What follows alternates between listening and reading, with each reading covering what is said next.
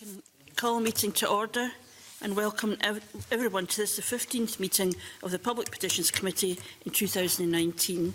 I'd like to welcome our new, or perhaps more accurately, returning committee member, Maurice Corrie, MSP, who has previously sat in this committee and is replacing Rachel Hamilton. And I would, of course, want to put on record my thanks to Rachel for all her work on this committee and contributing to the important discussions around petitions, and wish her well in her new committee role. Can I invite Maurice Corrie to declare any relevant interests? Thanks, Savina. I look forward to being back on the committee again, and I have no interest to declare. Thank you very much. If we can then move on to agenda item 2, which is the consideration of new petitions. The first new petition for consideration today is petition 1726 on primary hyperparathyroidism, lodged by Fiona Killen. The petition calls on the Scottish Parliament to urge the Scottish Government to raise awareness, particularly amongst GPs and other medical practitioners, of the symptoms, diagnosis and effective treatment of primary hyperparathyroidism, PHPT, caused by adenoma, provide access to minimally invasive surgery in Scotland for the treatment of this condition, and provide funding for research into PHPT caused by adenoma. In May 2019, the National Institute for Health and Care Excellence, NICE, published guidance on the condition that aims to improve its recognition and treatment, reduce long-term complications and improve quality of life. The guidance recognises that primary hyperparathyroidism is an under-recognised condition among both the general population and healthcare professionals. In a debate on thyroid and adrenal testing, diagnosis and treatment in December 2018, the Minister for Public Health, Sport and Wellbeing, Joe Fitzpatrick MSP, stated that the Deputy Chief Medical Officer had met with NHS Education Scotland to discuss the development of a learning module for GPs, which would set out helpful steps to diagnosis and pathways of care for GPs. And I wonder if members have any comments or suggestions for action. Brian? I think this is another condition where we're asking for education of GPs. I think we seem to have quite a few of these kind of petitions coming through, but I think in the first instance we have to write to the Scottish Government to take their views whether the petition should be taken forward. I was very struck by the fact that this is not an area that it's not a condition I've ever heard of, despite the fact we've done quite a lot of work on thyroid, and I don't even know if they're connected with each other. But I think that theme of somebody having a condition which is very debilitating, whether they see that there are things that could be done to help, but that there's a sense that people don't really know what the condition is. I don't know, do they get a diagnosis early enough? Are there a consequence of that? I was quite struck by that, and it looks as if there are some quite practical things that could be done. It does, I think, raise a broader question about the extent to which GPs are properly supported. The GPs are so busy, we know that, to what extent they are properly supported to keep up to date with diagnosis and conditions, and I think that in itself is another area for exploration. So I think we are agreeing to write to the Scottish Government. Is there anything else we could be doing? Okay. I'm not sure if there are other key stakeholders that we want to contact. I know that the petition was in contact to suggest also contacting the Hyperparathyroid UK Action for Change, and there are some suggestions in our papers of others that we may wish to contact, perhaps including the GPs, the College of General Practitioners, the Society for Endocrinology, and Hyperpara UK. And it may be that, again, we will get from them a sense of where their expertise lies and to the extent to which they recognise this as an issue. Yeah. Okay, is that agreed? Thank you. We will seek those views, and of course at that point the petitioner will be able to respond to those comments, and we're grateful that she also contacted us to give us further suggestions of people that we could contact. Okay, if we can move on to the next new petition for consideration, which is petition 1727 on reporting crime in Scotland, lodged by Francis Nixon. The petition calls on the Scottish Parliament to urge the Scottish Government to introduce legislation that would ensure all citizens in Scotland have a legal duty to report a crime they have witnessed. With some exceptions, currently there is not a blanket legal duty imposed on individuals or other bodies to report a crime that they have witnessed or which they suspect has taken place. The paper for this petition outlines various reasons why the aim of the petition could be problematic. For example, the reporting of domestic abuse cases could be difficult due to victims perhaps feeling unable or fearful to report that crime. And from the perspective of authorities tasked with investigating crime, mandatory reporting of less serious criminal behaviour, such as littering, could lead to strains on resources and divert those resources from investigating more serious crimes. And I wonder if members have any comments or suggestions for action. Brian? I think it's a really, really interesting petition. It kind of throws up. I mean, every day's a school day for me. I actually thought it was. It was actually. You had to report a crime, so it shows you that I don't know very much. But I think that you would think that in terms of reporting a crime, my feeling in that was harm to others. I totally understand from the petition and the meeting notes how difficult it is, especially in things as you've mentioned, sort of domestic abuse and whatnot. But this idea of not reporting a crime where harm happens to others, I think is quite an interesting area to explore. I would quite like to at least write to some of the stakeholders, because I can imagine it'd be quite interesting. Maybe the Law Society and Crown Office, Scottish Law Commission, those kinds of stakeholders, because I think the reply we can get back would be quite interesting. I think I would agree that we write to the Scottish Government. I wonder whether it felt to me there was a very strong case made about why this would be so problematic, and I wonder what would be interesting. I'm not sure if we should write so broadly as you suggest, but if not this, then what is really the question. That would be a matter for another petition, clearly.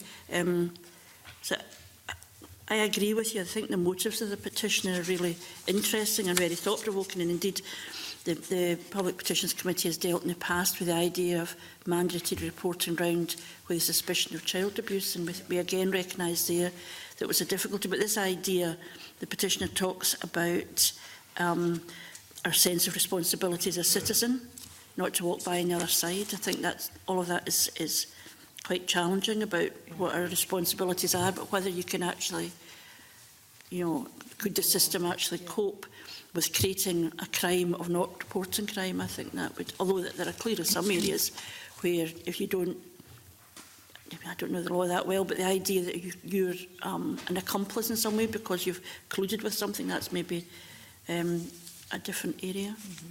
Maurice? Yeah, it's a difficult one because the point made in the papers is that it could take more time of the police up investigations, and therefore something more serious slips through the net, and that's the balance we've got to be very careful about. So I think it would be quite important to talk to Fiscal Service and to see what they feel, because they're actually at the front line handling, whether a case should go forward or not. See what they think about it. So I'd certainly have a chat with them. Okay. Certainly, at least get the views of the Scottish Government, I think. I agree, absolutely.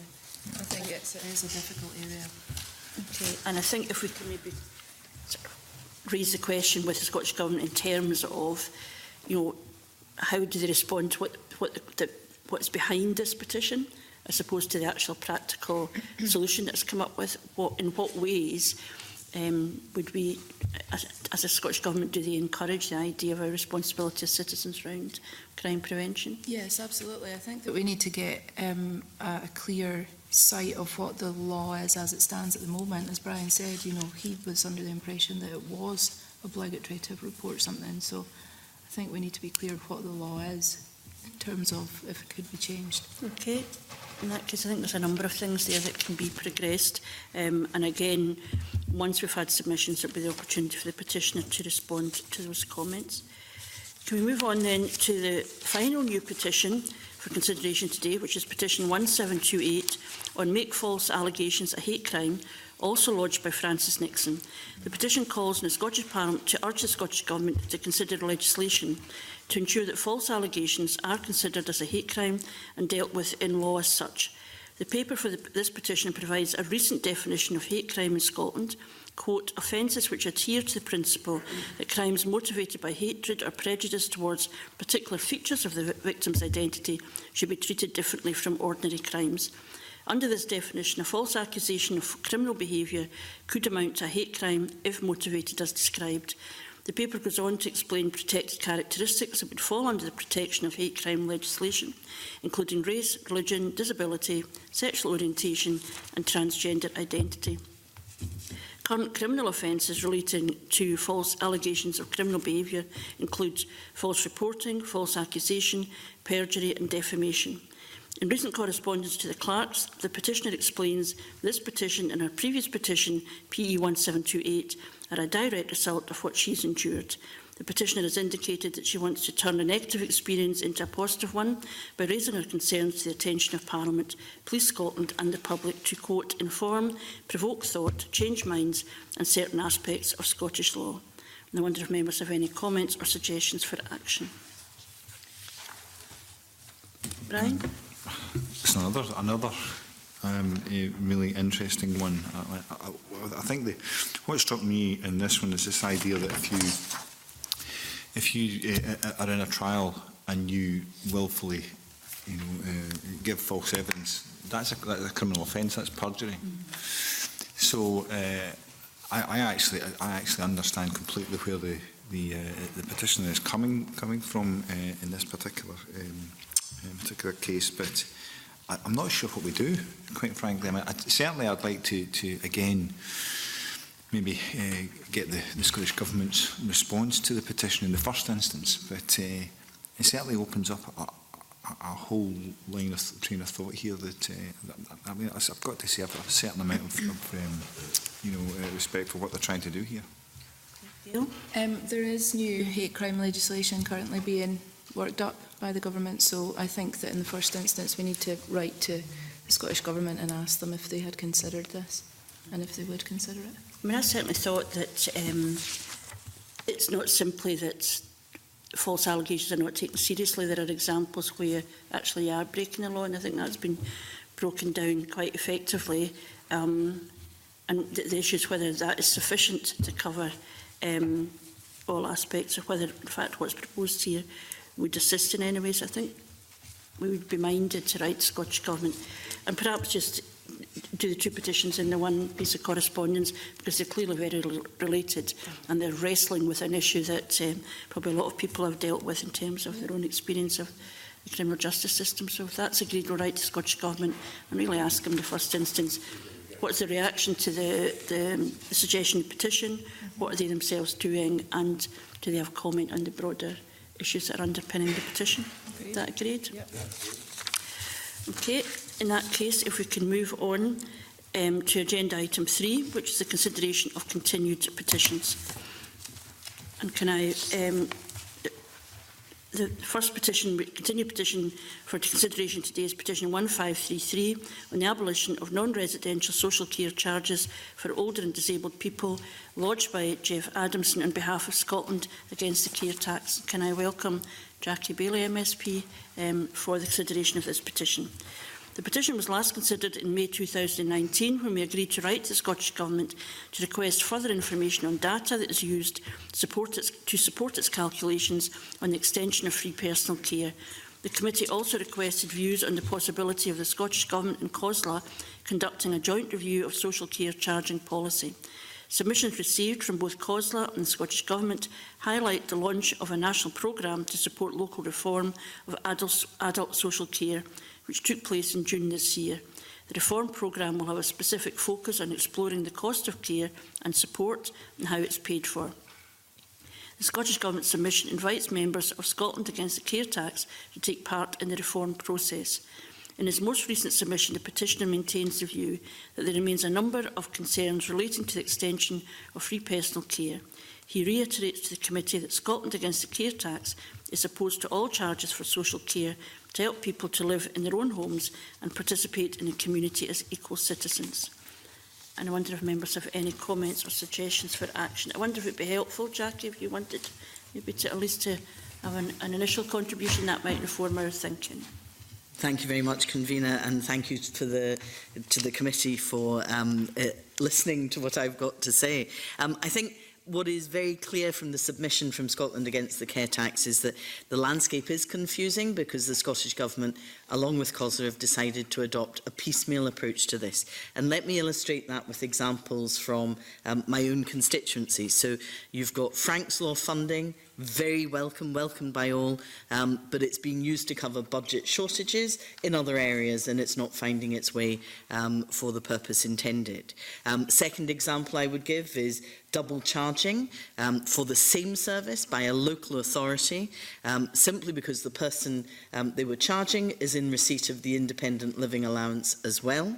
And with that case, there was a blurring of charging boundaries. So suddenly, what was acknowledged as personal support then became non-personal support in order that they could be charged. And then there are examples of, quite bizarrely, charging for respite care. And in that case, and the one I gave you before, those are actually contrary to the legislation as it stands just now. So the local authorities are even finding that, following what the Scottish Government is doing in a piecemeal way is causing them challenges. So I think it is simpler and more efficient and fairer if the charges were removed. Now, I have enormous sympathy for local authorities. I know they're using charging rather than cutting services, but we've now come to the tipping point where the charges are causing vulnerable people to cancel services because they can't afford them anymore. And that tipping point has now been reached, and therefore my sympathy is very much with the petitioner. I think it is time for a root and branch review of social care charging. Thank you, Convener. Thank you. Any other comments? Brian? Again, I'm with Jackie Beale on this one. I've got a huge sympathy for the petitioner here. We're actually looking into this as well in the Health and Sport Committee in quite a bit of detail. I wonder whether or not we would take this petition and write to the Health and Sport Committee and inform the Health and Sport Committee of the work that this committee has done, because I think that would certainly add weight to the investigation that we are currently doing in health and sport. So that would be my suggestion. But I've got enormous sympathy for this petition. What struck me, there was two things. I think it would be useful to refer it to the Health and Sports Committee formally, so they then have to take into account all of the work that's been done in this. That good policy intention, which was responding to Frank's Law and this petition, has resulted in money not going into the pockets of people that you would have expected to have done. And also I think there's an interesting, there's so much detail in here about kind of like unintended consequence or perverse consequence and, not directing from policy to purpose. But they actually do make the point there's a figure for the level of cost of administering. And really, it makes, as the petitioner says, it makes the case for them that actually the cost of running the system is hugely expensive. And I've always been found quite compelling the argument that actually the purpose of the support is to allow people the level playing field in which they can then participate, but they end up being charged for something which in other circumstances they wouldn't have done. And the last point I'd make is I am troubled too by the suggestion in here that actually people are actively choosing not to get the care that they require. So while policy is to say we want to support you at home, the charging policy means that they're not getting the support that keeps them at home, and there are consequences to that. But I am quite persuaded by the argument that if we actually hand it to the Health and Sports Committee, not just inform them, but say this is a live petition with really important information, we want you to respond to that. And I guess the other thing I did think was welcome was that the government did say that they would want to engage with the campaign and have them involved in any policy development. Yeah, I must say, Convener, given that I'm new to the committee, this is the first time that I've seen this petition. I was actually quite shocked at a lot of the stuff that it contained, and also hearing the evidence from Jackie Bailey as well. I think that Brian's absolutely right. If the Health and Sport Committee are currently doing something on this, that is the right place for it to go. Okay, any other views? I agree with that. I think we go to the Health and Sport Committee. Okay, in that case, I think We're agreeing to refer the petition to the Health and Sports Committee under Standing Order Rule 15.6.2. We'd want to thank the petitioners for the really heavy lifting of the work that's this. I don't necessarily think we're not going to be able to find the solutions, but we recognise the scale of the challenge in finding solutions. I think that very the way in which the information is being laid out will be helpful to the Health Committee in the work that they do. We want to thank the petitioners for their engagement with the Public Petitions Committee, and of course at any point in the future they may wish to bring a petition to the committee again, and I can thank Jackie for her attendance today. Okay, in that case, if we can move on to the next petition for consideration, which is petition 1660 on Scottish Legal Complaints Commission review by Bill Tate, and petition 1661, reform of regulation of the legal profession in Scotland by Melanie Collins. Members will recall that we previously agreed to join these petitions together for future consideration on the basis that they raise similar issues. At our last consideration of these petitions, we agreed to defer further consideration of the petitions until the findings of the independent review of the regulation of legal services had been published. While the review findings were published in October last year, the Scottish Government only provided its response to the recommendations of the review towards the end of June this year, meaning we have not had the opportunity fully to consider these petitions again until now. The primary recommendation of the review is that there should be a single regulator for all providers of legal services in Scotland. It should be independent of both government and those it regulates. In response, the Minister for Community Safety explains that views in this recommendation are, quote, polarised. The Scottish Government intends to issue a public consultation to inform the development of a new statutory framework for a regulatory system for Scotland, with, quote, with a view to introducing a legal services bill to Parliament to bring about necessary changes to primary legislation. The petitioners have provided their written views in relation to the independent review, expressing their disappointment that this review did not engage with consumers directly. Members have also been provided with a number of written submissions in hard copy today from people with direct experience of the issues raised in the petition. And I wonder if members have any comments or suggestions for action. Brian? It's one of those petitions that I've got sympathy for, because I've got a couple of constituency cases that actually relate to this idea that complaints into the legal profession in Scotland are quite problematic, they're quite difficult, and quite unwieldy in my experience. But I wonder, I'm actually trying to work out what we can actually do with this petition at the moment, given the government's position at the moment and the fact that they are doing an independent review. So I'm not quite sure how we take this forward. I mean, I do have real sympathy for this. As I said, I've had experience of trying to navigate this system before, but you know, I think it's incumbent on us to have a look at what we can actually deliver with this petition, and I'm kind of struggling with that. Well, I think the fact that the primary recommendation of the review was that there should be a single regulator for all providers of legal services in Scotland. It should be independent of both government and those it regulates. I'm sure that is what the petitioners were looking for. I mean, there's a separate issue about the extent to which they felt consumers were engaged, and we certainly could draw that to the attention of the government. And the challenge will be for government is how they implement that recommendation in a way that people are given confidence in it. And of course, there's always a challenge. If you're somebody who's had a bad experience of a service, how do you build any kind of confidence and trust up? And we recognise that, and we've seen that in some of the correspondence that we have. But as a committee, we need to think about to what extent we can add further. But I think there is the issue will be about how that recommendation is implemented.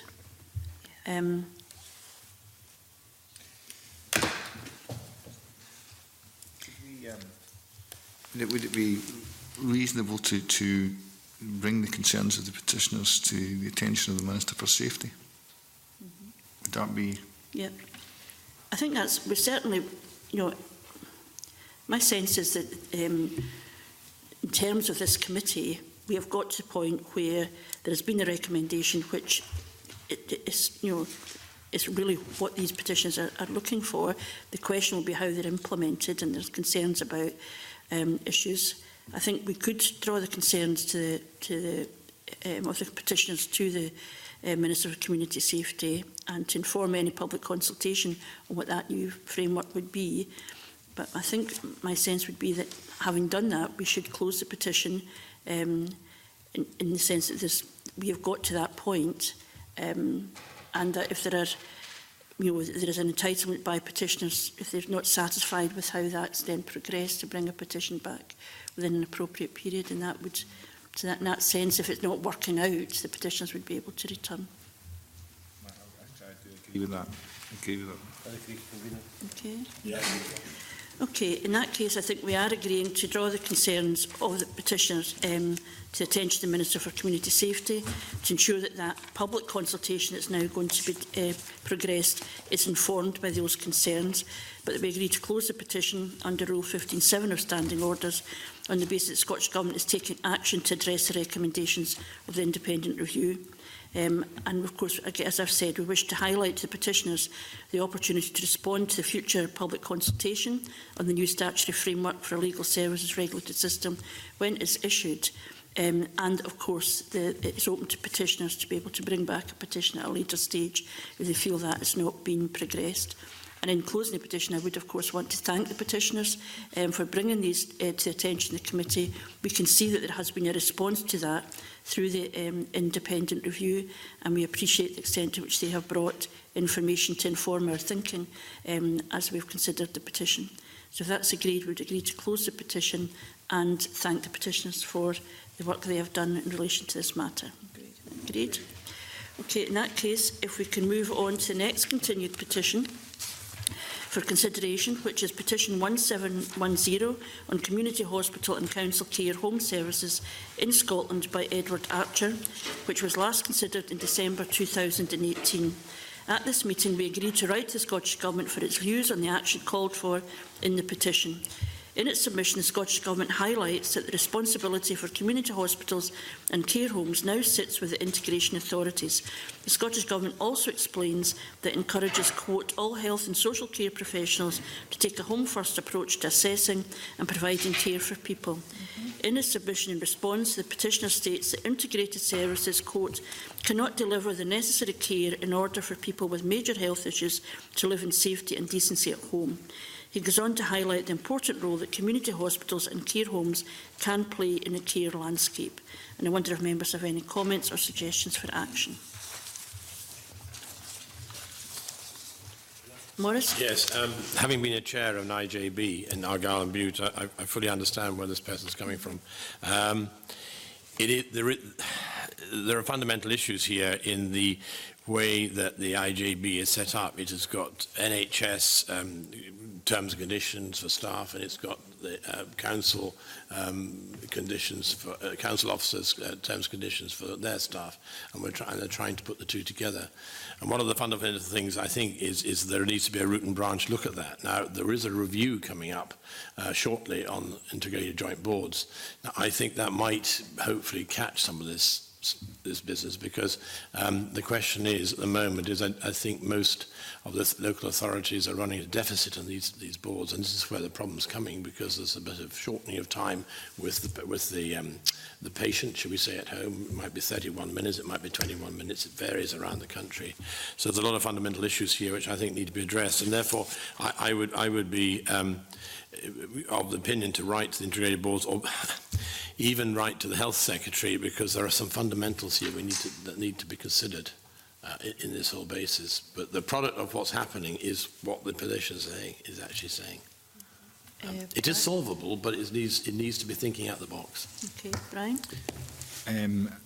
What I would say to Maurice Connery is that there's a huge bit of work being done just now within the Health and Sport Committee, looking at IJBs just now. In fact, we've had nearly every single one of them into the Health and Sport Committee to give evidence around exactly what you're talking about there, and in that particular area. Our report probably isn't that far away in terms of where we think the IJBs are. So I think you're right, but I think there is significant work being done by another committee on that particular topic. I would be quite enthusiastic about asking the Scottish Government to engage directly with the petitioners on this, specifically around their respiratory care action plan. I think it would be to the benefit of both if that was the case.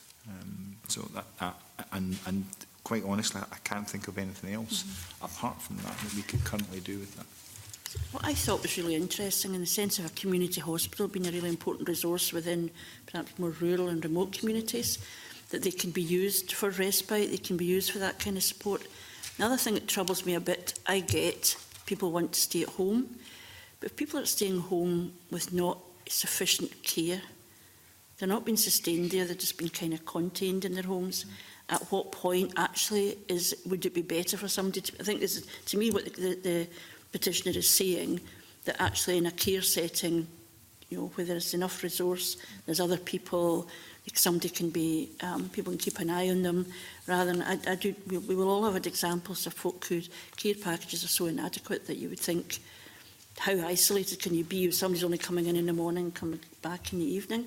And I just worry that you end up in a policy straitjacket which says, well, we've decided it's home, but we've heard from an earlier petition that actually the care package that's wrapped around people is not necessarily sufficient.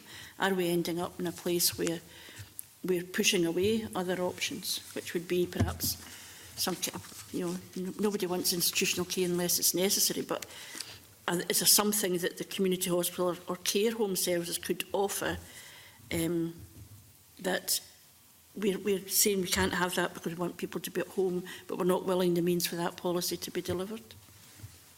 Sorry. No, I think that it's such a sensitive issue that putting a whole society into we would prefer this option or we would prefer that option carries with it quite a lot of danger, because it should be a family decision when it comes to, you know, if they want services at home or if they want services in a community hospital or in a care home. And I do feel as well that it can sometimes depend on where you live, your access to services as well. And it shouldn't be like that either. I do think that again what the Health and Sport Committee are doing will feed into this, but you're right. I mean, it's not really about the makeup of the IJBs or how they perform, or you know, it's about the services that are available to these people. And I had the first recommendation about writing to the IJBs and COSLA just to see area to area, region to region. I think we need to know what's available and how they go about it, how those decisions are made. So I would go for that suggestion and write to both of those bodies. I think there's a possible. I think I agree with Gail. I think that the logical place eventually for this to go would be to the Health Committee, but I would quite like the petitioner to have the opportunity to respond to this very specific question around community hospital and council care homes before we did that. Not to misrepresent the petition of what we can do, but to at least, when we do refer it to, if we are going to refer it to the Health Committee, that further bit of information and response is there. So I think we would want to write to the integrated joint boards, as Gail has suggested, to COSLA and to the Scottish Government, really around this area of where home care is a spectrum rather than it's only one or the other. I think you're absolutely right that these other services should be on offer. But I think in the medium term, it maybe once we get that and the petitioner can respond, we would want at that point to make sure it's part of the Health Committee's work. Can I just make a quick follow-up point on that? In Highland Council area, we've taken a different approach and we're doing a lead agency model, so it would be the NHS that would cover that instead of an IGB. Okay, Maurice? Yes, that's in Argyll, we take the opposite one, although we're part of the Highland. Yeah, again, I'm talking about experience now. One of the biggest problems I had was this question of step up, step down care. There was a removal of the convalescent home sort of strategy from some years ago, and that really is where the void is, and that's where the problem lies, because people we're bed blocking because people haven't got the care packages in place. Also, the family powers of attorney, court of protection orders, things like that, not in place. Therefore, the held in hospitals. Now, there's no means in between that. Now, sometimes people are not ready to go home to home. Now, we've got a diverse opinion here because there's clinical strategy and there's also home care strategy involved here. And the clinical is obviously repairing people quickly, getting them home, but they also believe that the home care, that being back in your home is the quickest way of recovery. But there are those who still need more than that, and that's where I think we're missing a point here, is it's about the convalescent home level. Now, we call it now step up, step down care. So going into hospital, you get some help to prepare for that. Coming back out, step down, you're then going back into the home. That's the area, and that's the area we identified in our IJB as that really needs to be looked at. Brian, finally, you want to move on? So, I mean, it is a big issue. I mean, there's without question, there's a tension between the desire and the drive to move care into towards more local, more community, and what's available in social care, and that's the dilemma that we have within many IGBs. And just interestingly enough, and so far we would, I don't know if you would agree, David, but it seems to me that rural IGBs are much better and much further down the road in providing this kind of care out of sheer necessity, because they've kind of been doing it anyway. So what I would say, if we do end up writing to other IGBs, pretty sure that's what we're going to find. In that case, we would be agreeing to write to Scottish Government Integrated Joint Boards and COSLA to seek the views and the action called for in the petition, and really looking at this kind of community provision, if not that, what else. But we recognise that there is also work being done by the Health Committee, and it would make sense at some point to come back to that decision. Okay, thank you for that. And can I move on to the next continued petition for consideration, which is petition 1714 on interstitial lung disease and home management, lodged by James McLaughlin, Ivy Dodds and Jean Watson. This petition was last considered in February 2019, when the committee agreed to write to the Scottish Government and key stakeholders to seek their views on the action called for in the petition. The committee has received responses from the Scottish Government, the British Lung Foundation, British Thoracic Society and Chest, Heart, Stroke Scotland. Submissions raised a number of issues, including of awareness for clinicians as well as the general public and standards of care. In its submission, the Scottish Government said they aim to publish the Scottish Respiratory Care Action Plan later in the year, and it's understood that interstitial lung disease is a key component of that plan. And I think I would want to comment, in fact, I thought it was very high quality responses in terms of submissions that we received from the groups that have been identified. And I wonder if members have any comments or suggestions for action. Is another one of these, it's like a condition you don't know anything about until presumably people have experienced that. And I think one of the things that does come out quite strongly, that what the petitioner is saying is right, that this is an issue that's under-recognised, and that that sense of confidence that people are going to get access to the treatment they require is quite important. Brian? I'm just wondering if you have any views on what we should do.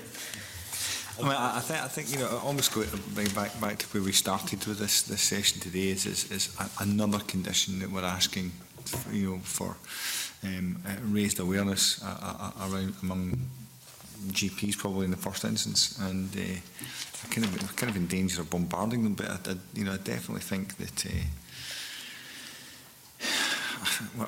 what to do with it, quite frankly, I'm not quite sure. The fact the Scottish Government is developing a Scottish Respiratory Care Action Plan, I suppose we could ask the Scottish Government to engage directly with the petitioners and those round about them. I think, which I think would be useful. I mean, there's clearly recognition that it's an issue here, and that we're not. The government itself has acknowledged that, and if that were the case, I think we've then got a choice. That we can close the petition on the basis the Scottish Government is currently developing a Scottish Respiratory Care Action Plan, and it's understood that interstitial lung disease was one of the key components of this plan.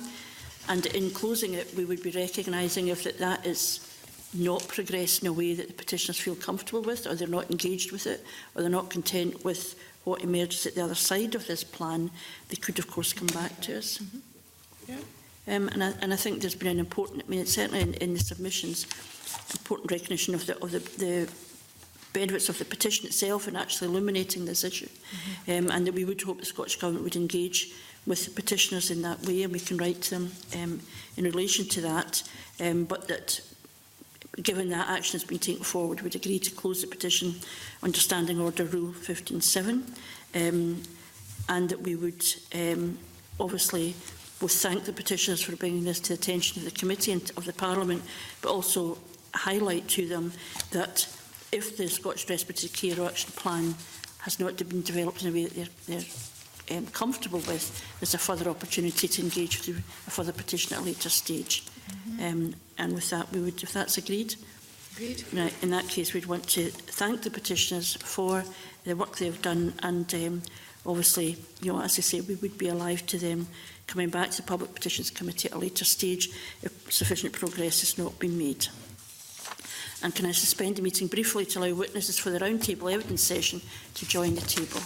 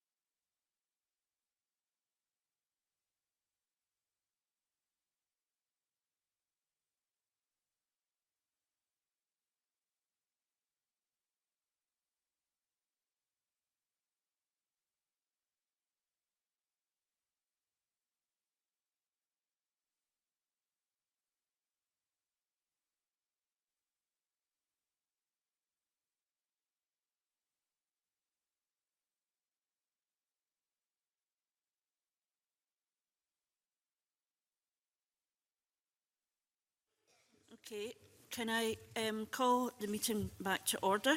Can I welcome Alexander Burnett, MSP, who is attending to be part of this roundtable session today. Our final continuing petition for consideration today is Petition 1662 on improved treatment for patients with Lyme disease and associated tick-borne diseases, lodged by Janie Kringdon and Lorraine Murray on behalf of Tick-Borne Illness Campaign Scotland, which was last considered in April 2018. Our consideration of this petition will take the format of a round-table evidence session on the petition in light of the NICE guidelines, which were published in April 2018, and to discuss what the impact has been in Scotland. Can I welcome you all here today?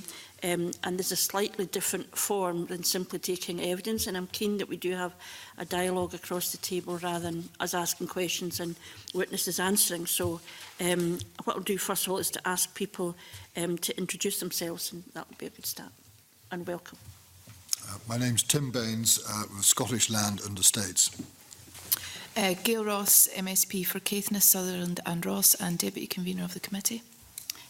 Dr Sally Maiden from the Lyme Disease Reference Lab up in Inverness. Brian Whittle, MSP, the South of Scotland. Rupert Shaw, I'm a deer farmer and Regional Chair for the National Farmers Union in Dumfries and Galway. Alexander Burnett, MSP for Aberdeenshire West. Maurice Corrie, MSP, Regional MSP for West Scotland. Kathleen Robertson, President of the Scottish branch of the British Veterinary Association. I'm Donald Fraser from Scottish Natural Heritage. David Torrance, MSP, Kirkcaldy Constituency. Okay, thank you. And to my left, we have the official report and the clerks who provide the committee with background support. As I've said, this is a roundtable evidence session, which means I'm very keen on there being a flow of discussion and exchanges of different views.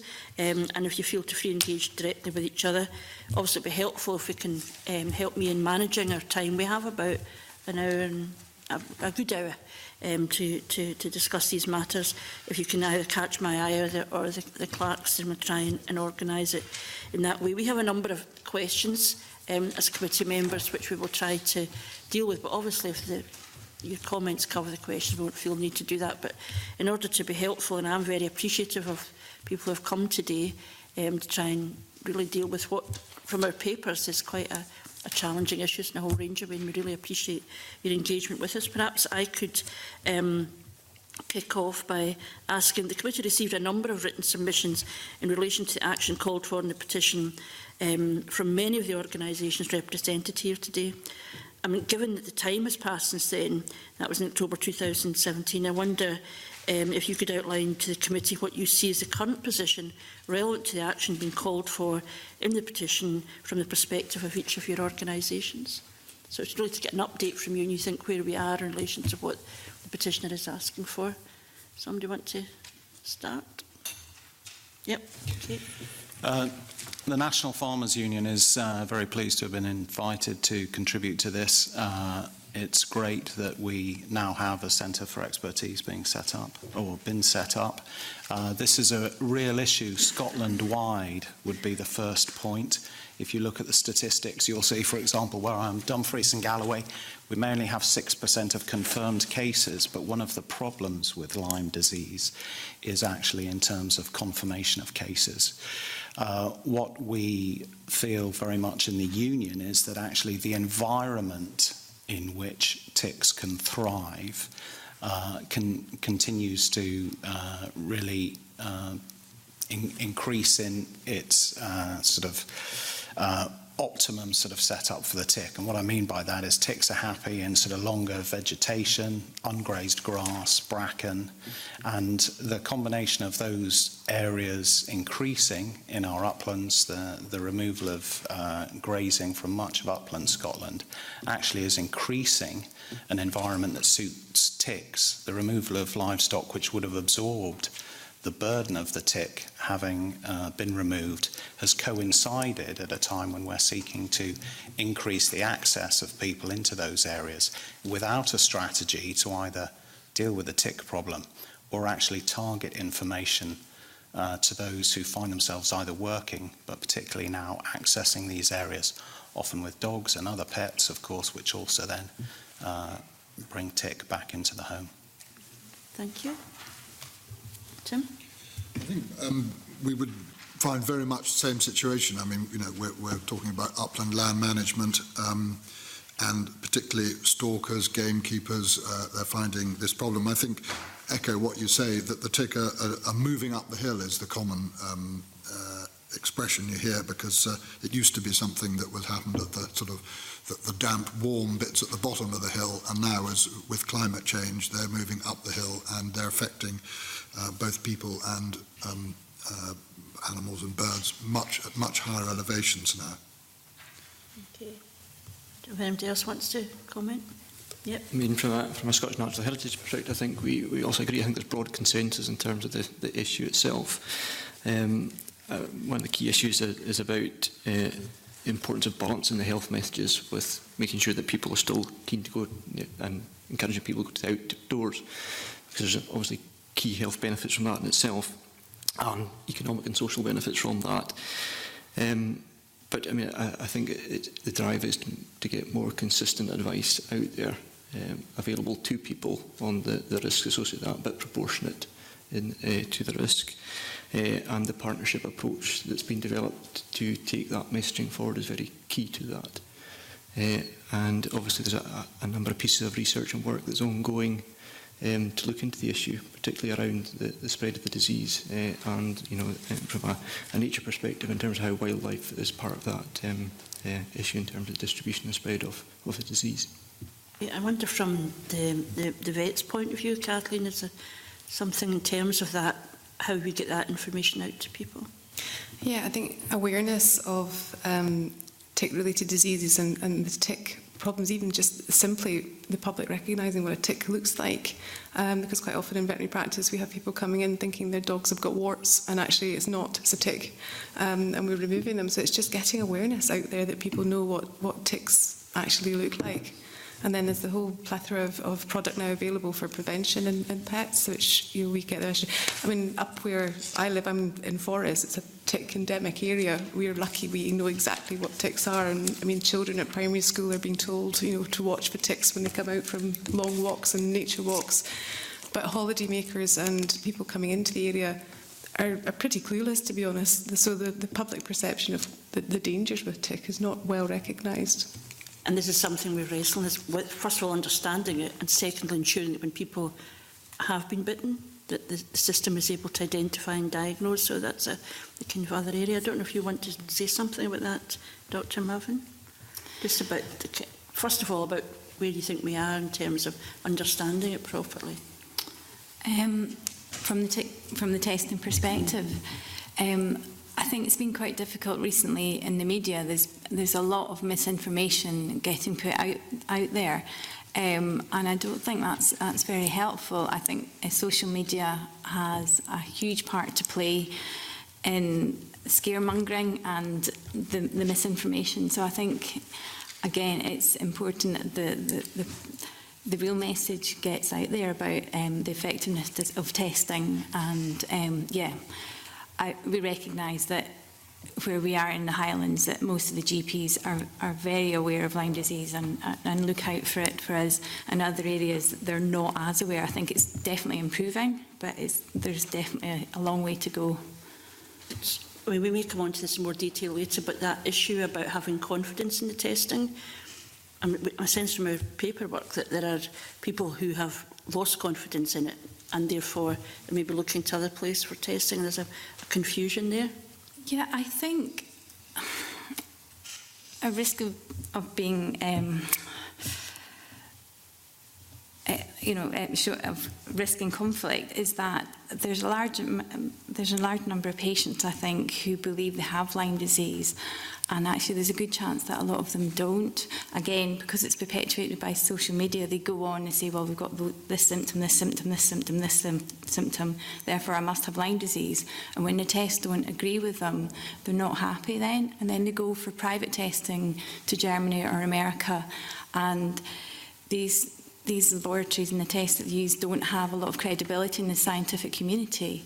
And it seems to me that lots of people that send their samples there that cost an awful lot of money, they come back with a positive result.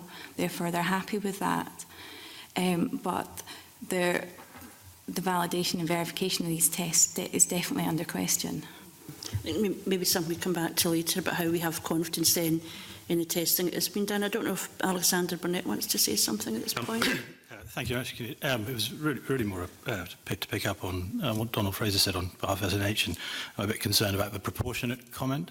I think no one would dispute the health benefits of going outdoor access and all the rest of it. But I think if you were a sufferer from Lyme disease, you might take issue with that kind of comment. I just wonder on what basis are you able, is it a medical basis you're qualifying that catching Lyme disease is proportionate to outdoor access, and really on the back of contacting around 40 organisations over the summer. Many of them have expressed, and I'm happy to share that correspondence with the committee, many of them have had concerns about not enough is being done, and I think that's maybe the message you're giving out now some might conceive of being very worrying. So it's definitely not to underplay the risks in terms of the disease and the effect of the disease and catching it. I guess it's just getting the best way of getting the messages out there that allows the health benefits of being in the outdoors. We know that there's great benefits of that to being in the outdoors and the part it plays in society.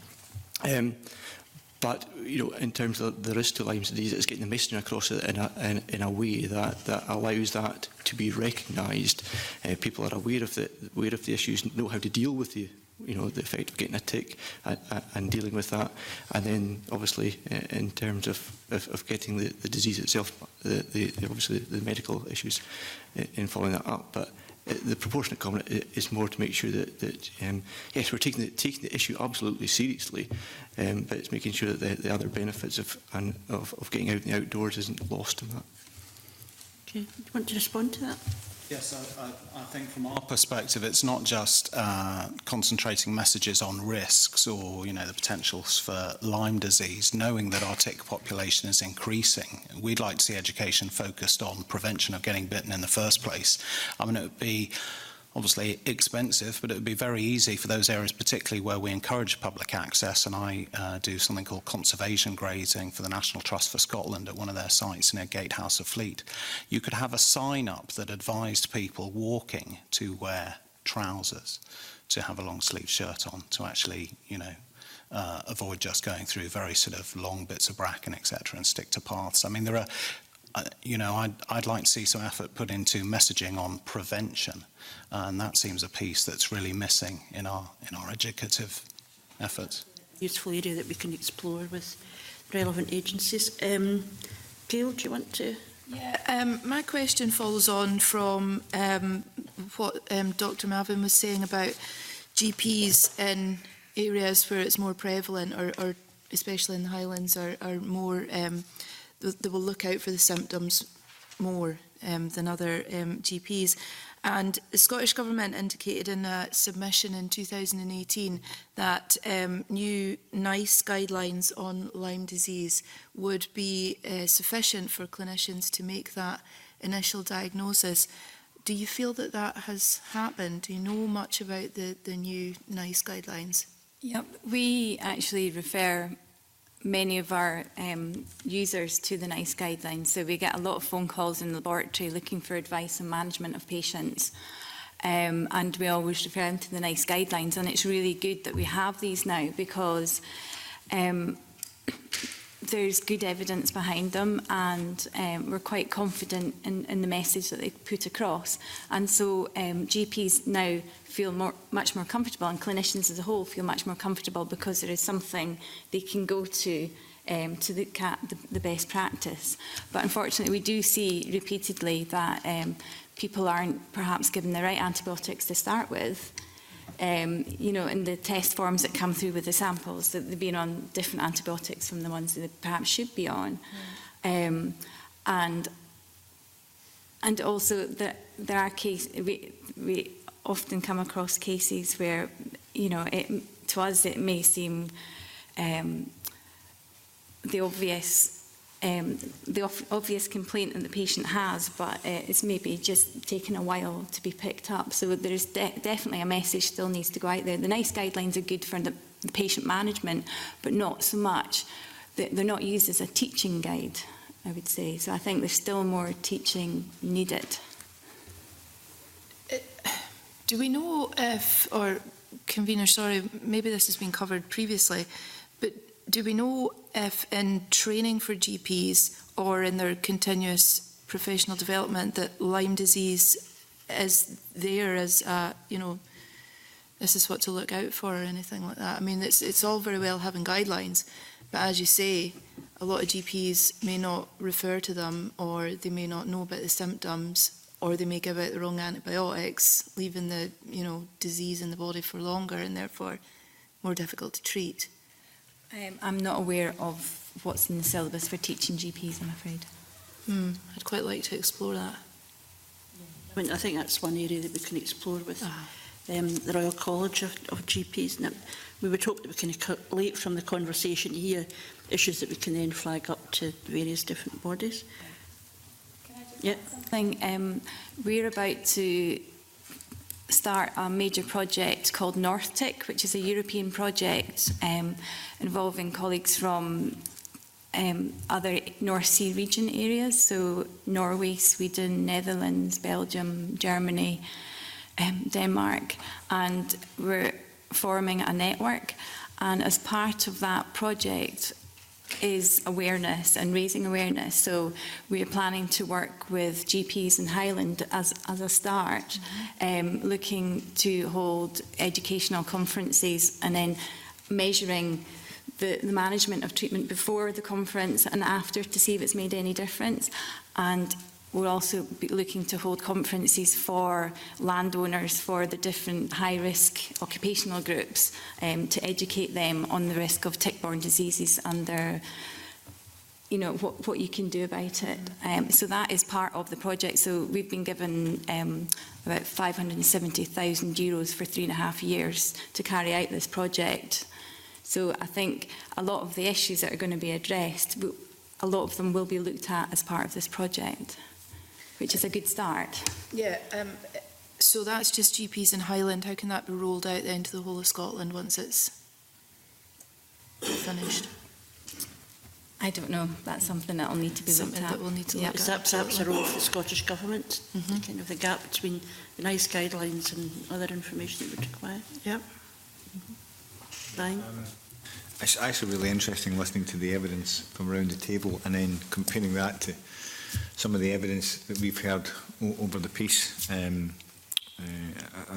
think that, you know, there was this anecdotal evidence around GPs that once you come down from the Highlands, that there are GPs who will not accept that currently that Lyme disease comes. You know, it can't be Lyme disease because it's not in the Highlands,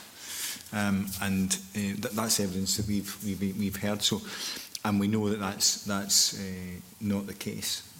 So I say it's just interesting listening to the sort of different inputs here. I mean, your own input, Dr. Maven, around this idea of, you know, people searching for this, the diagnosis of Lyme disease. We've heard a lot of evidence around exactly that, and that there's this conflict between a lack of recognition of Lyme disease within Scotland, certainly the lowlands of Scotland, and then seeking out advice for what those who are suffering would say are better systems elsewhere. So, you know, in gathering evidence, there's a lot of conflict in this. Not unusual, but people feeling they're not being believed. Yeah. And if a condition is not recognised, not treated, and consequences. I wondered, there's a question here about awareness raising, and you may want to respond to this. How is that done on a consistent basis, so that it's not just at the mercy of whoever happens to be proactive in a particular area? Have you got suggestions about how that could be done?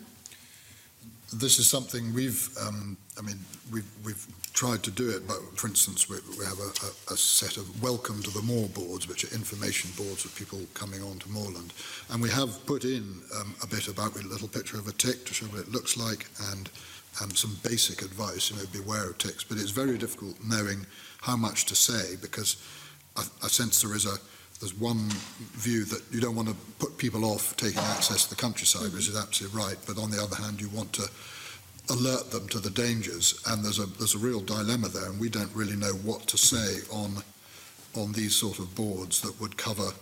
And I wonder whether there might work towards some sort of consistent standard advice that could be given to access takers that would cover off both the dangers and the sort of your best, as you pointed out, the best thing you can do is make sure you don't get bitten in the first place, so take sensible precautions. Okay, is there any comments on that? Earlier, that is the little bit of the dilemma that there is in terms of making sure the messages are right for the audiences. There's actually been quite a lot of work done in terms of the messaging out there, in terms of the NHS, working with the NHS, some of the National Access Forum work that we've done to try and get the messages out there about the whole prevent, understand and treat approach to it. There's a whole range of different means of doing that, and the different professional audiences, particularly those who work in the countryside, that we've been doing for a long time, trying to get that message across about raising the awareness and the understanding of the issues. But the consistency is something I think we're still working on in terms of trying to get that messages right.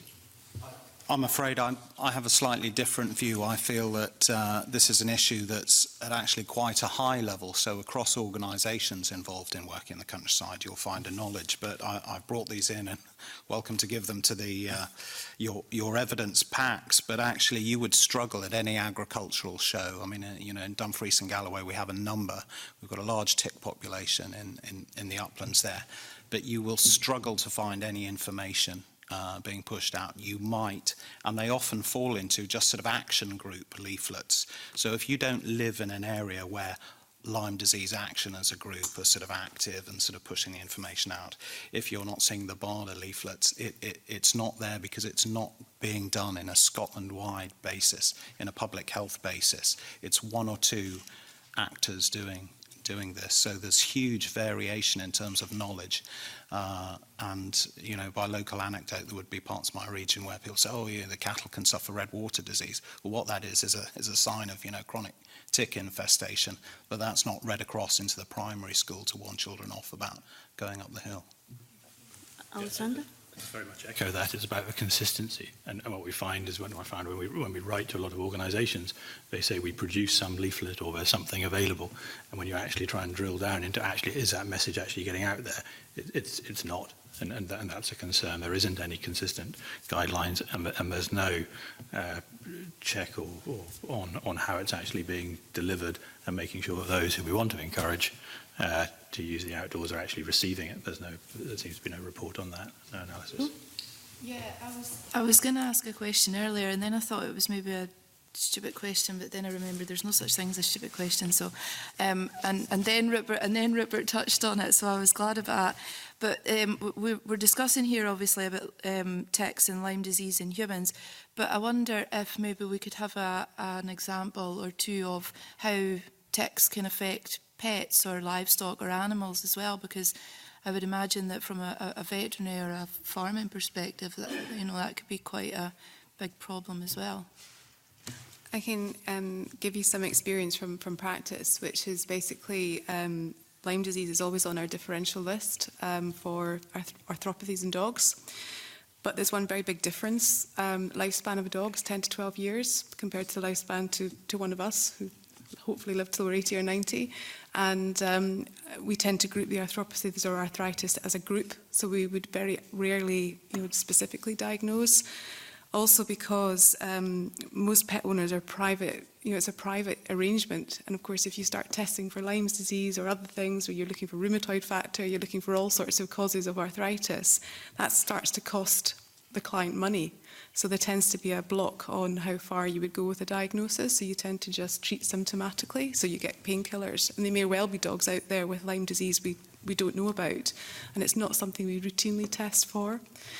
And if we are suspicious of something that may be Lyme disease in a younger dog with a temperature or swollen joints, then we may well just reach for antibiotic and go for the doxycycline, which is the antibiotic of choice for tick tick-borne disease. But then that's not good practice, because we shouldn't just be grabbing an antibiotic. So it's not a one health approach, which is where we come back to the testing, because the testing, even in the veterinary side, is not believed to be adequate and give reliable results. So it's a very, very difficult position. We do a lot of education in practice. If people from Ayrshire or Lanarkshire come up on holiday and they come in and the dogs are ticks, we often use that to educate the public. We very much as vets use the role to sell these little plastic tools to them to say, if you get a tick, that's how to remove it. And we do a lot of the background education, because they don't know what ticks are. Bring in Maurice's question. Yes, thank you, Chair. Yes, I mean, there's one for you, Kathleen. The BVA advocated a One Health, and you touched on that just now, approach as an agenda under which the relevant stakeholders can work collaboratively to tackle the disease. What extent has the coordination been effective between the different sectors on this? And it really follows on as well what Rupert was saying, in the sense of information on the Hill. I'm not entirely sure. I think it's something we would have to refer back to our policy group at BVA to see how they've interacted with the other professions. But certainly we would be keen to work with the NHS on an educational basis. So you're not aware of any sort of coordinated effort on this? Not specifically at the moment, no. Right, okay. Yeah. There is a Lyme disease subgroup which was coordinated by Health Protection Scotland, and within that group there is Dominic Meller, who is a vet by trade. So there are vets involved in the health protection message and the group. Yep. Can I maybe ask, I think there's been, Rupert and others have made the point about there isn't a consistent message, and if you're fortunate you've got a campaign group locally, you would get that information. Who do you think is responsible for getting that consistent message across? Where should that lie?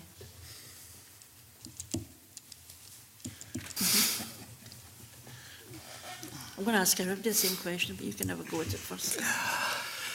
My understanding is that Lyme disease is the most common insect-borne disease across Northern Europe, which is why no doubt there's European money available to look at other locations. This is a public health issue.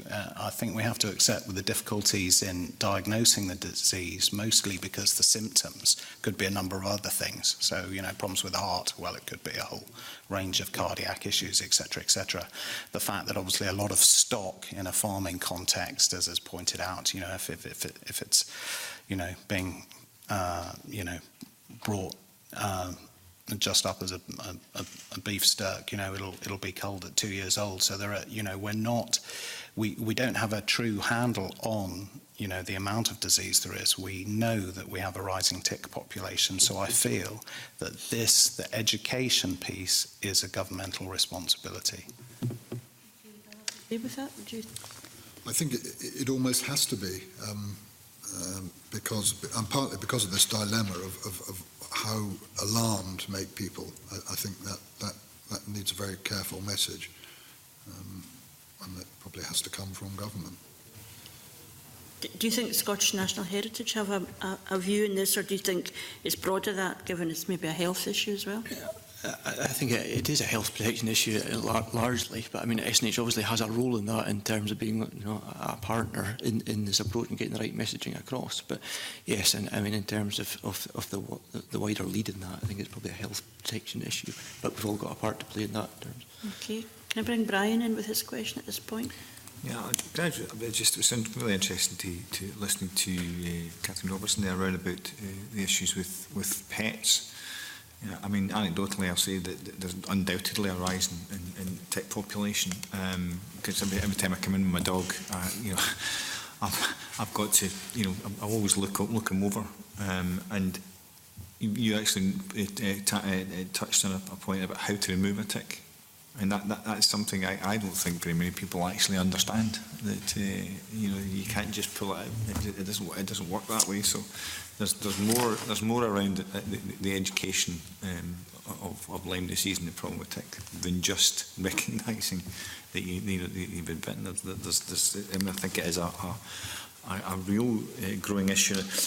What I was going to ask was, the petitioner is suggesting that there are 5 species in Scotland, and that all of which could be pathogenic, but there's not a testing system that would cover all of them. I don't know what the panel's views on that might be.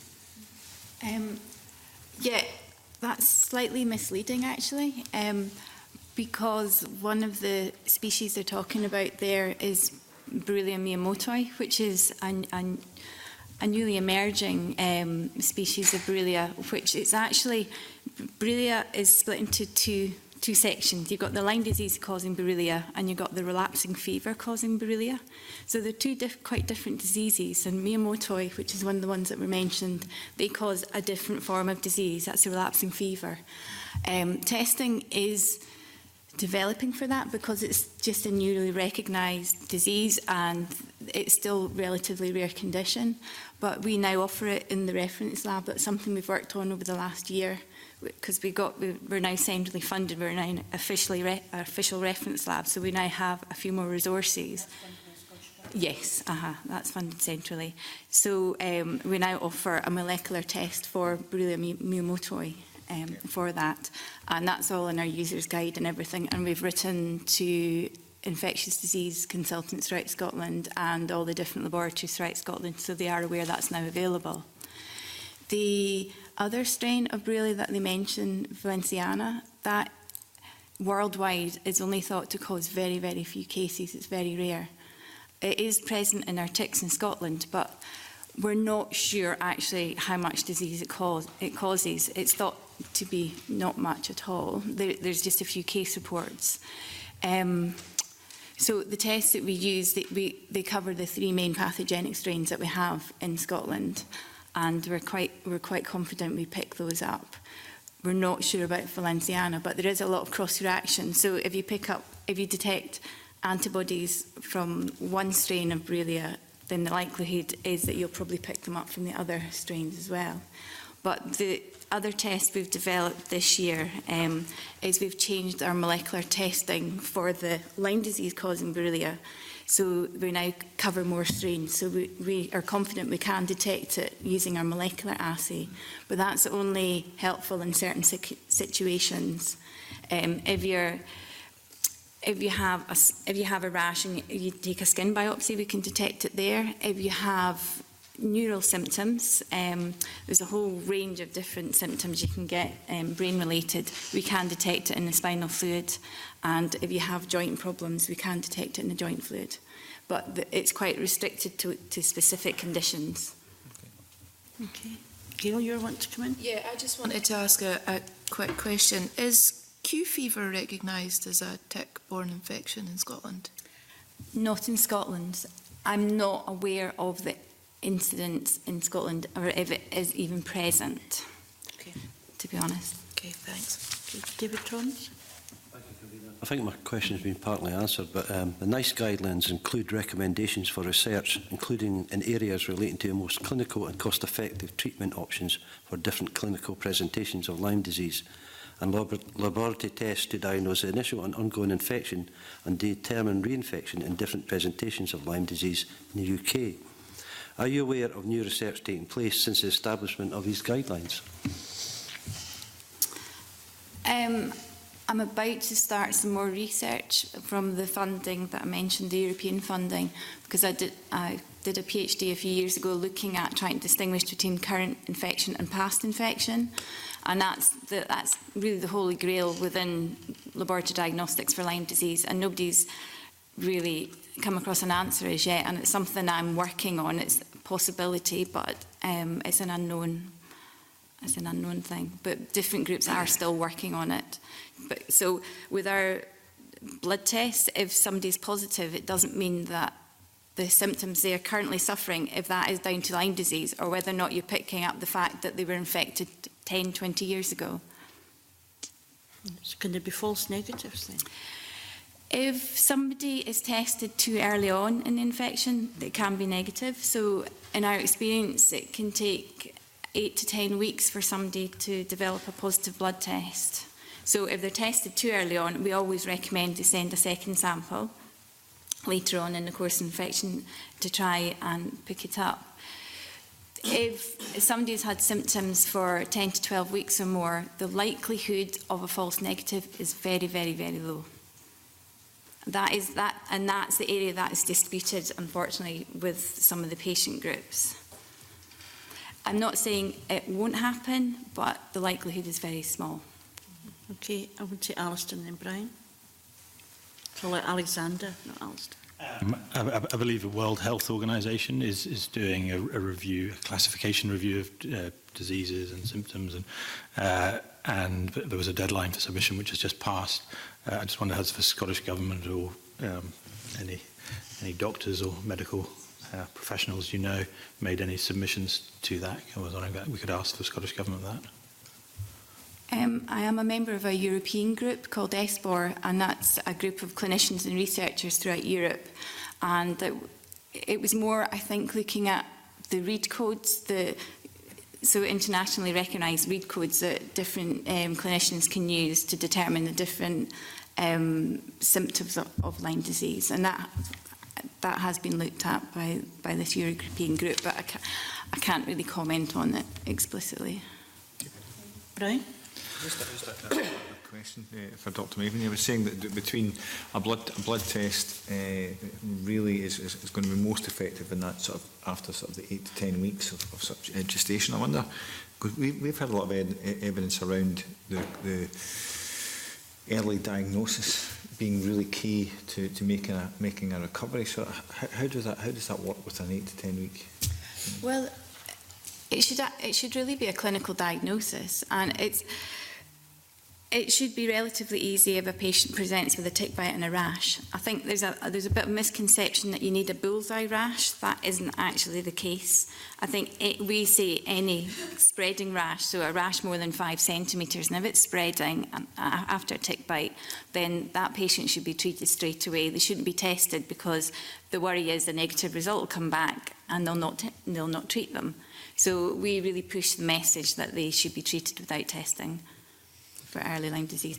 I guess the difficulty is if they don't present with the rash and it's neurological symptoms that they present with.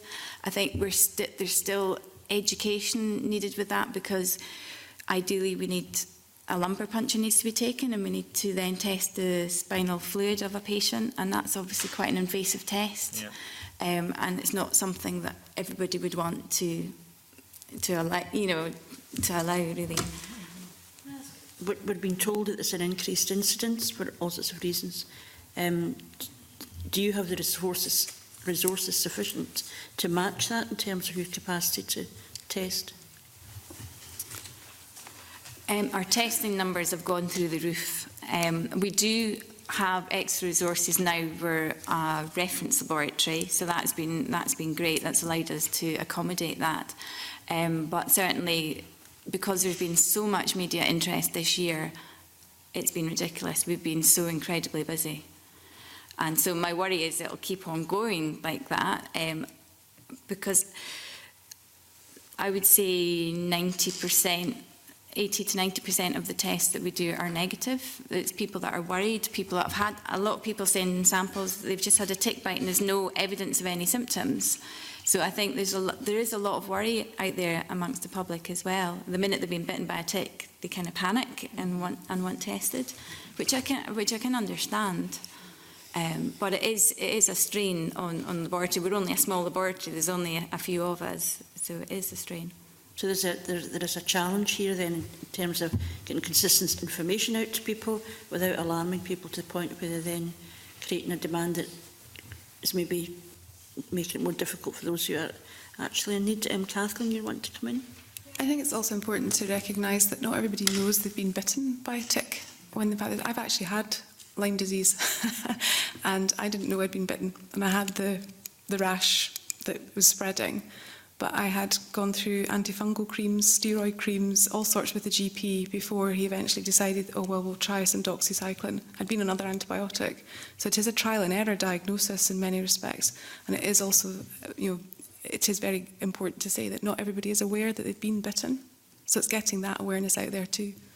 Mm-hmm. And it's something we try and promote, it's not just a tick bite, it's if the potential being exposed, and that is actually a large amount of the population. So we would never say to rule it out if there is no definitive tick bite, because you could have been bitten in an area in your hair, behind your knees, on your back, somewhere that you might not notice. Okay. So just to add to that, I think it's important to say that we've talked a lot about upland, but certainly where I live, we get tick in our garden.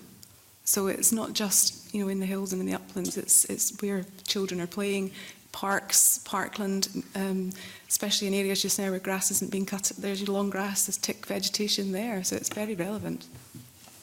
Okay, so you think it's less, you're saying where grass is growing longer, is that a feature, there's something that's happening there? Why? It's the tick has evolved to be brushed onto an animal. It has no ability to jump, etc. So in terms of how the tick operates, it needs the longer vegetation which it sits on until traditionally wildlife, a deer or whatever, brushes past it. So in the absence of long grass, you know, you're not going to have a tick burden. They're not able to, you know, jump high enough, etc.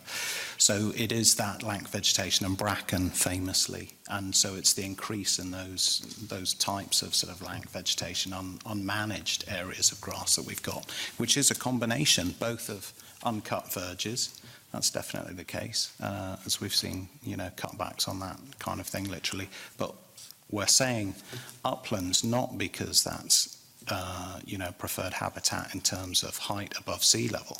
It's simply that we have seen, in the NFU's position is very much, we've seen destocking in our uplands, in particular in our hills, and that's definitely removed the opportunity for tick to be on livestock as opposed to those humans who are accessing these areas.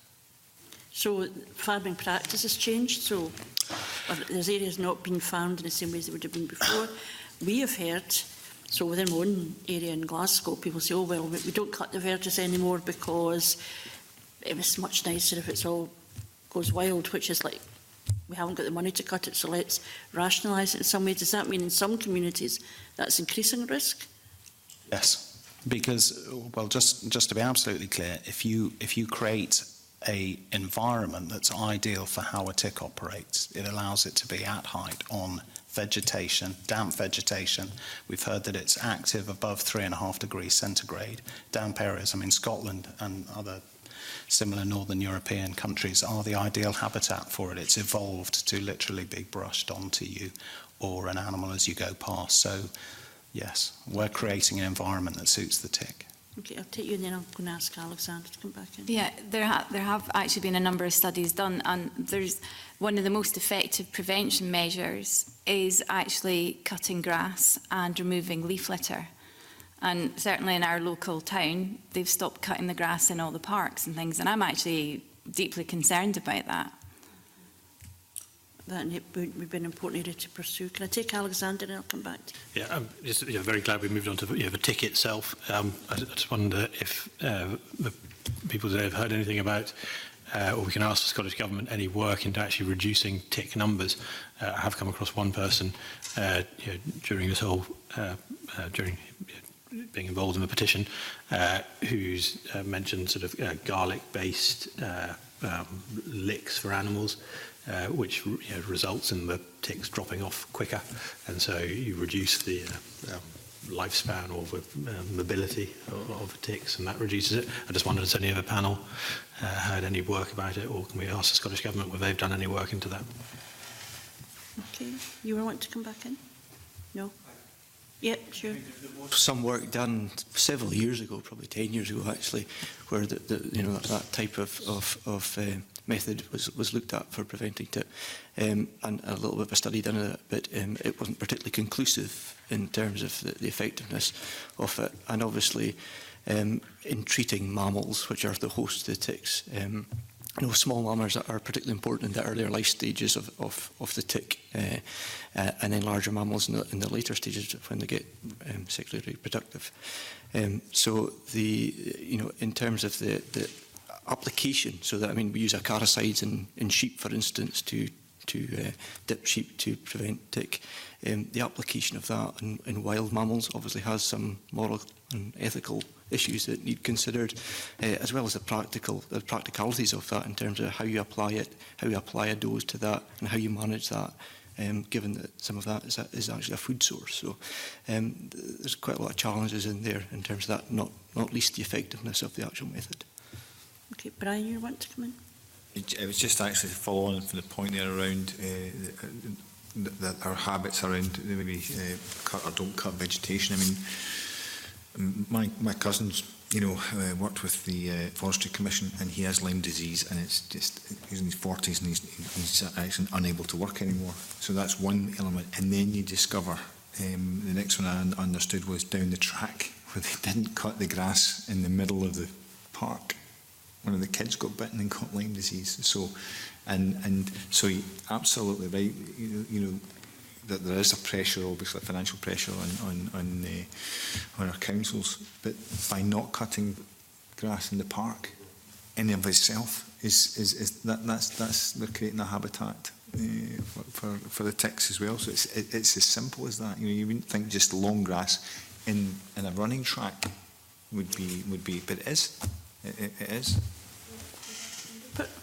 Well, I feel duty bound to point out that, the answer isn't to cut all our grass either, grazing by livestock. And I've also mentioned, there are a number of organisations now that do what they call conservation grazing. There are other options, but for us, it goes back to a key strand of what's decided through this petition, hopefully will be the prevent, and things such as appropriate clothing, suitable signs. There won't necessarily be money to sort of, cut or graze everywhere. But I think, we have to see investment in that messaging. What's appropriate clothing, in areas that we know there's a tick population. Morrison, then probably a simple question. I mean, how do the ticks get there? I mean, on the grass. I mean, we know they shift onto animals, but in the very first place, I mean, how do they actually get there? Is it birds or what? They climb up the grass, up the vegetation. Yeah, but I mean, they're as it were, born in the grass, or how do they develop? Like a caterpillar obviously becomes a butterfly. Is it something that's left by what?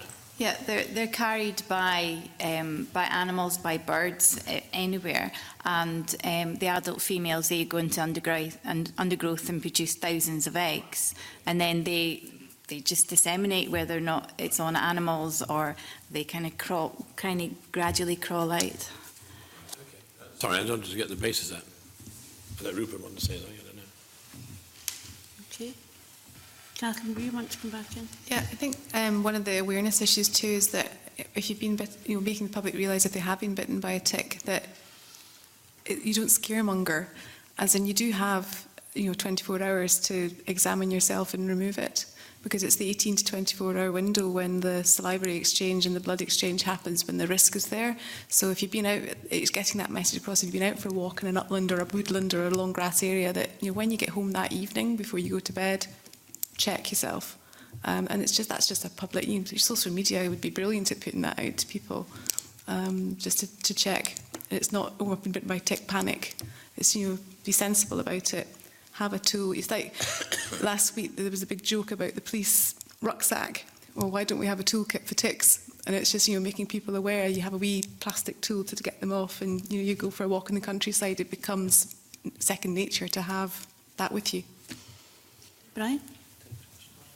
Just kind of, again, in my head, I'm listening to what's been said here, and listening to what the petitioners have said. And the petitioners, from their perspective, some of them have been a decade in trying to get a diagnosis, or before they got their diagnosis of Lyme disease, which is obviously what's driven them in the petition. And I get a sense that certainly since we've been working this petition, that there's an exponential rise in testing and understanding. And I'm just wondering whether what we actually need to do is look at this education of our medical profession, education of the public, education with reference to pets, because not that, even though, I mean, I know the BBC have picked this up, you know, in terms of the programme that they did around Lyme disease, and I think they're planning to do a follow-up to that one as well.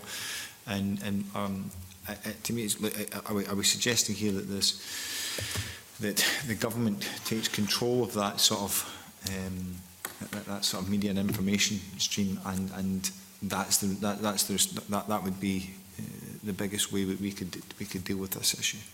I would like to do is we were kind of coming to a natural conclusion, I think, but I would quite like each of our witnesses to say any last points that they want to make, but also could they address, if you had one ask of the Scottish Government to address the issues in the petition, what would it be? I think we've got a sense of that already, but maybe just in conclusion, if people want to, as I say, I'll just go around the witness one by one. Any final comments you want to make, anything that we've missed, and if you had one ask of Scottish Government, what would it be? And we can start with you.